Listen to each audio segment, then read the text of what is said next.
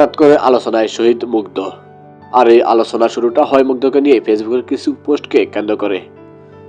যে পোস্টগুলোতে দাবি করা হয় মুগ্ধ মারা যাননি, মুগ্ধ নামে কেউ নাকি ছিল না।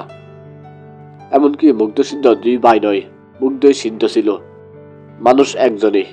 বৈষম্য বিরোধী ছাত্র আন্দোলনের অন্যতম নাম বাংলাদেশ ইউনিভার্সিটি অব প্রফেশনালের শিক্ষার্থী মীর মাহফুজুর রহমান মুগ্ধ। আন্দোলনের সময় গত 18 জুলাই রাজধানীর উত্তরায় আজমপুরে সংঘর্ষে গুলিবিদ্ধ হয়ে মারা যান তিনি।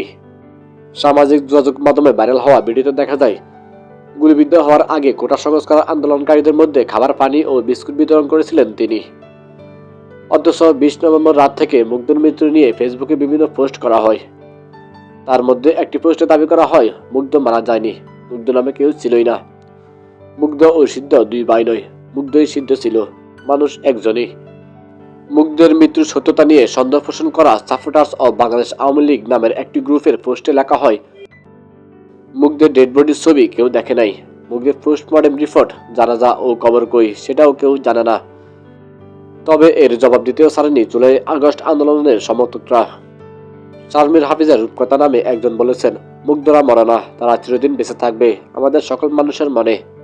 তাদের এই আত্মত্যাগ যুগ যুগ ধরে সবাই মনে রাখবে। তো দর্শক, এ সম্বন্ধে আপনাদের মতামত জানিয়ে দিন কমেন্ট বক্সে। ধন্যবাদ।